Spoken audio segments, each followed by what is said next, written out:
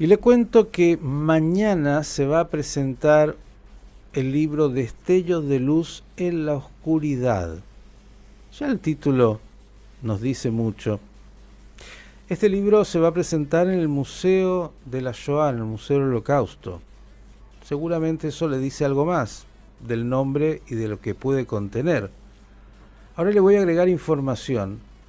Este libro es producto del trabajo de investigación de años del padre Gerardo Rodríguez, que está con nosotros aquí en Radio High, a quien vamos a saludar. Padre, bienvenido, buen día. Buenos días, muchas gracias por esta invitación.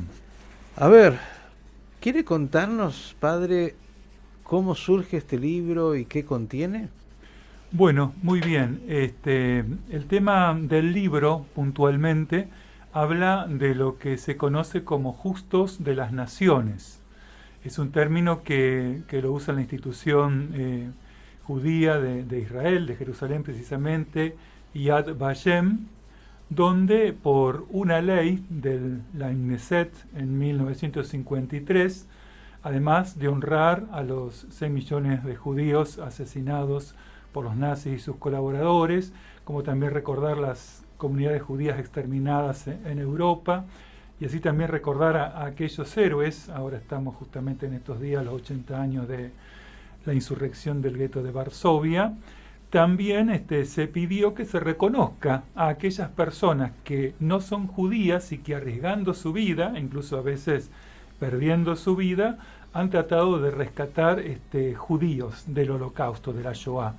Por eso, en este libro puntualmente, esos destellos de luz son aquellos diplomáticos que se animaron, en cierta manera, como por ahí yo digo en mi libro, a tener el coraje de la desobediencia, es decir, desobedecer algunas órdenes de sus gobiernos que restringían mucho, directamente negaban la entrada de los judíos a sus diferentes países, y que se arriesgaron su vida personal, su carrera, etcétera, y de hecho, bueno, muchos también terminaron mal con el tema de la cuestión diplomática.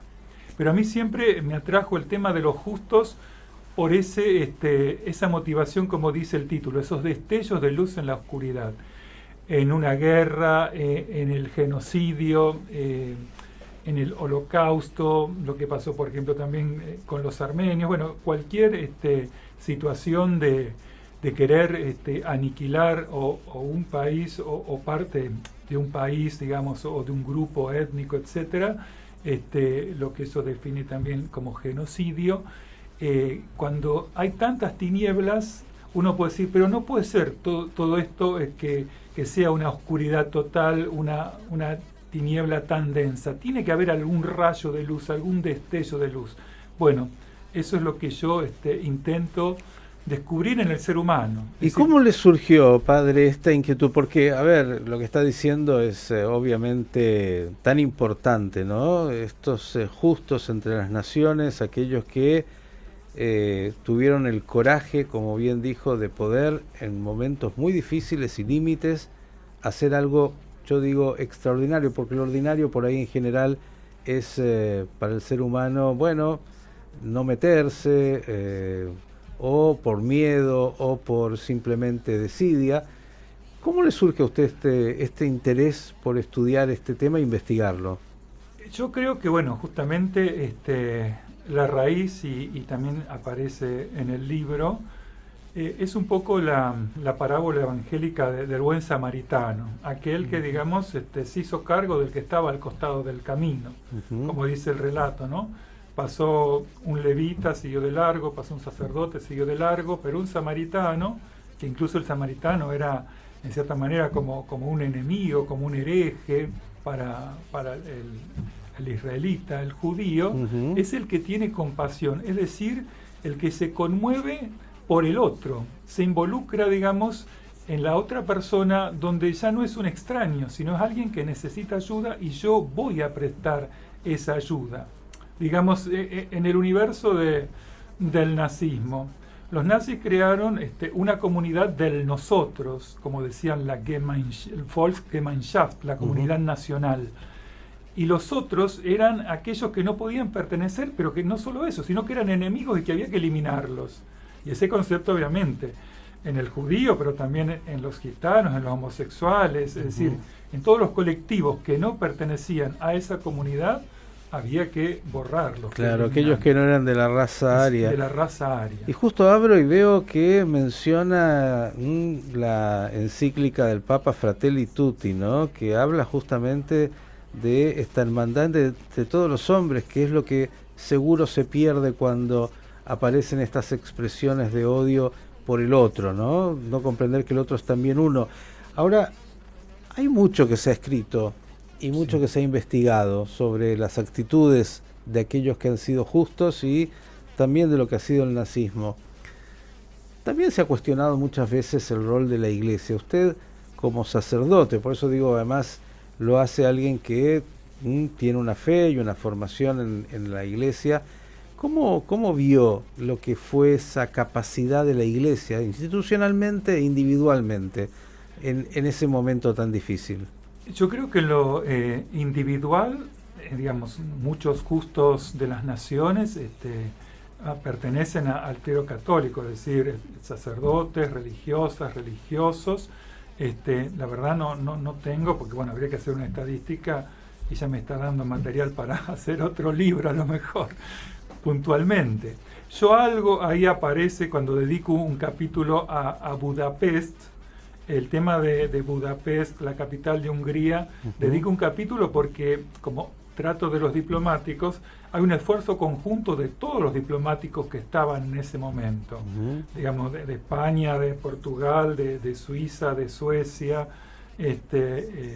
y ahí está también el nuncio apostólico, Angelo Rota, y que también es muy interesante ver toda esa documentación que está, incluso está en internet, se puede buscar. Entiendo, padre, que usted dedica una gran parte de su trabajo también a lo que fue la actitud en Polonia, ¿no? De los de la Iglesia en Polonia y también de aquellos que se comprometieron en el lugar donde finalmente la Shoah tuvo, bueno, su epicentro en términos de la matanza. Yo creo que el tema de Polonia, que es un tema, bueno, polémico, sobre todo el tema de, digamos, la confrontación entre los polacos y los judíos, ¿no? Esa relación.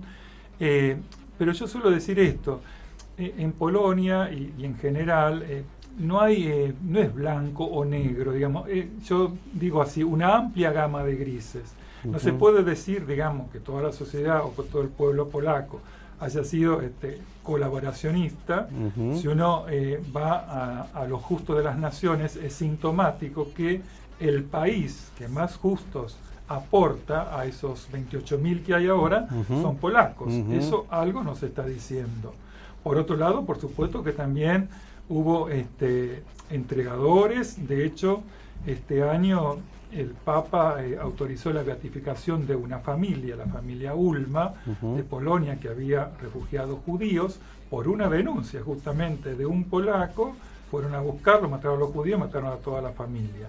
En septiembre ahora se va a beatificar en Polonia esa familia, la familia Ulma. Entonces, bueno, ahí justamente está todo el contexto de esa amplia gama de grises. Hay una familia que es católica, que justamente lo poco que sobrevivió es la Biblia de esa familia, y que es sintomática, me interesa este detalle, que la parábola del buen samaritano estaba subrayada en rojo, como diciendo, destacándose en la Sagrada Escritura, esa palabra, justamente lo que estamos viendo nosotros, en rojo, como y testimonio hasta el final, ¿no? De darle el cobijo a esas personas. Bueno, la mujer estaba embarazada casi en su 9º mes, bueno, murieron todos. Entonces hay una familia católica que cobija a los judíos, un polaco que denuncia, es decir, y bueno, lamentablemente es todo ese contexto, pero me parece que hay más luces que sombras. Yo estoy viendo, padre, el libro, debo decirlo que no lo he leído, pero lo voy a leer a la brevedad. Es un libro que veo tiene mucha documentación. Esto no es filosofía y teología, acá hay trabajo de investigación muy seria, muy importante, que vale la pena poder recorrer. Y por eso se va a presentar mañana esto en el Museo de la Shoah aquí en Buenos Aires. la verdad, y veo también algunas cosas que ya sí me llaman rápidamente la atención con una mirada, la cosecha macabra, y hay algo del texto de Mein Kampf, después algo de Maquiavelo. Veo que hay mucho para poder pensar de lo que es la condición humana. Y yo lo quiero llevar un poco a esto. Estamos acá con un sacerdote. Cuando usted se encuentra con esta época y con esta realidad, que es verdad, la maquinaria de la Shoah es la más importante de la historia de la humanidad, pero no es la única, e incluso se sigue reiterando hasta el día de hoy esta condición de una humanidad que asesina a los seres humanos. Como hombre de la fe y como hombre que trata de entender los misterios, ¿qué diría respecto de nuestra condición humana? Incluso le voy a trasladar una pregunta que algún rabino se preguntó muchas veces, que es ¿dónde estaba Dios? Si es que Dios interviene de manera directa sobre las conductas humanas.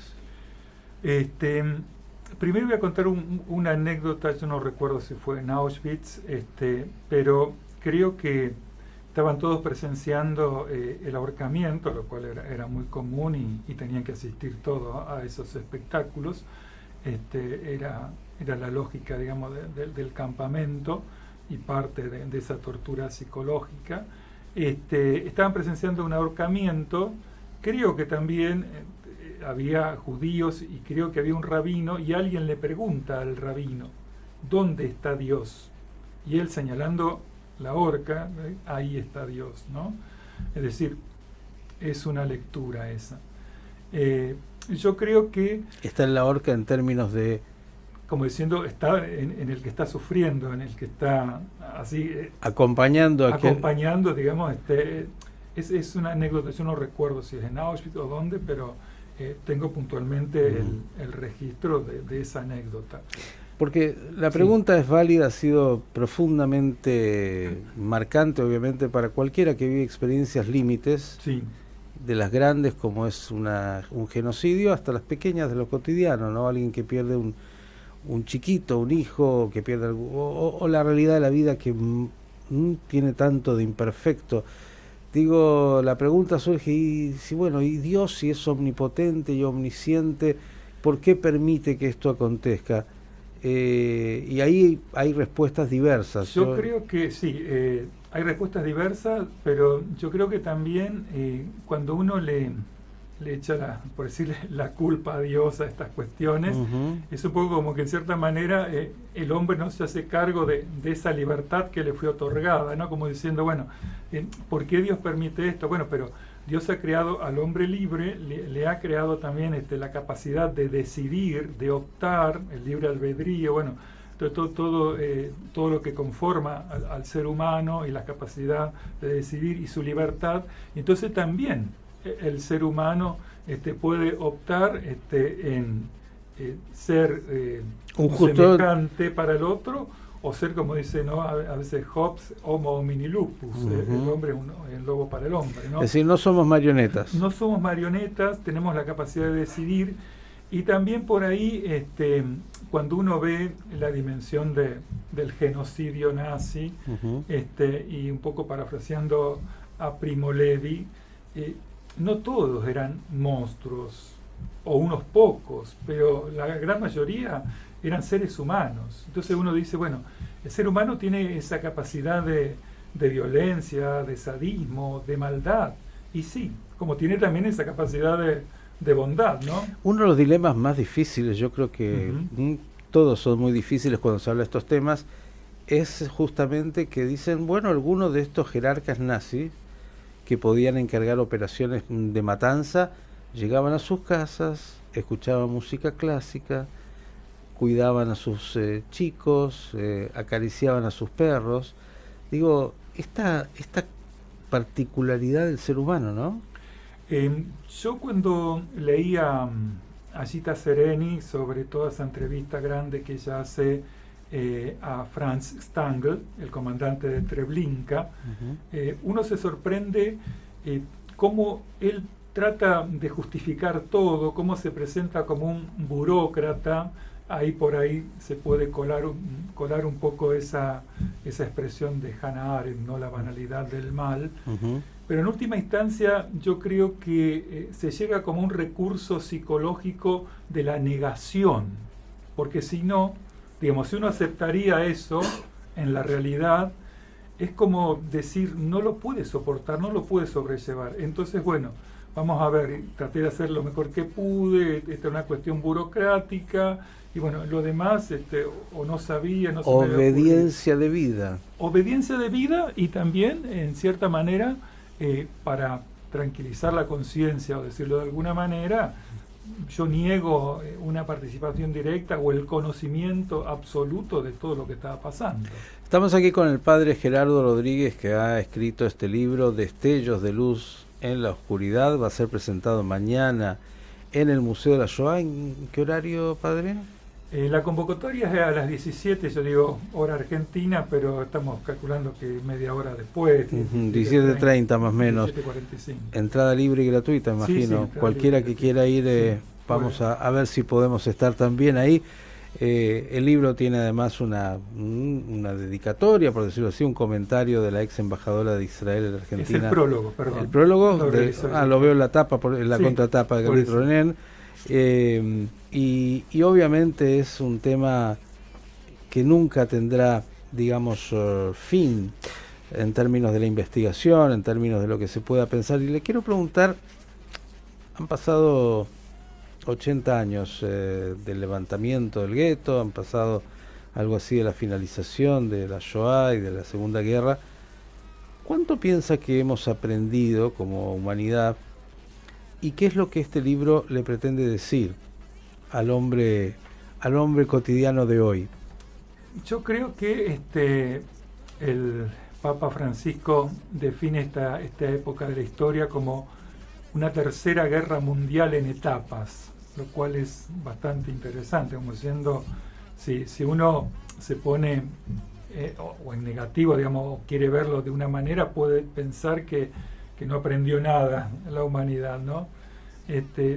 Pero vuelvo un poco a lo mismo, el hombre es el que tiene esa capacidad de decidir y definir, y también, por supuesto, que hubo grandes matanzas hoy mismo, lo que está pasando, por ejemplo, en Ucrania, bueno, en distintas partes, en Israel, bueno, en distintos lugares, uno ve que por ahí en la capacidad del hombre lo que puede llegar a ser, pero estos libros, esta temática que se difundan, en cierta manera es algo como para tomar conciencia, como un recurso pedagógico. Eso lo expresa también la ex embajadora, y puntualmente dice, bueno, esto es algo así, como un sacerdote te lo dice, una forma de, no sé, de evangelizar, si se quiere, y de decir que también uno tiene que actuar como ese buen samaritano.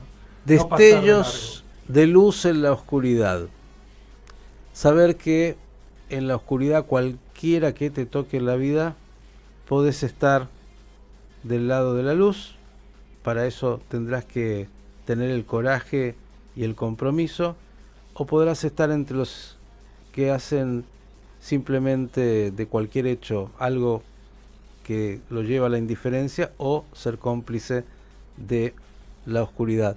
Padre, gracias por venir. Mañana 17:30, aquí en esta capital, se presenta este libro. Es una investigación de, vi ahí, 15 años. Sí, digamos, entre otros temas, también estuve investigando esto, viene de largo, digamos. Gracias por su tarea, gracias por venir a Radio High, y cuando lo lea, porque me lo acaba de traer, obviamente le voy a dar mi devolución, que seguro nos va a conmover, porque tiene que ver con lo particular, pero tiene que ver con todo. Fratelli Tutti significa que toda la especie humana somos hermanos, más allá de cómo cada uno por su cultura o lo que le haya tocado llega a comprender su grupo étnico y su vínculo con lo divino. Por eso es un libro particular y universal, un mensaje para todos. Gracias por venir. Muchas gracias por la invitación. El padre Gerardo Rodríguez, ya saben, destellos de luz en la oscuridad, para seguir sobre todo destacando las figuras de los Hasidei Umot Haolam, los justos entre las naciones, que estuvieron dispuestos a hacer aquello que permitió para muchos vivir, y que con su ejemplo sigue marcando lo que puede hacerse en las peores realidades.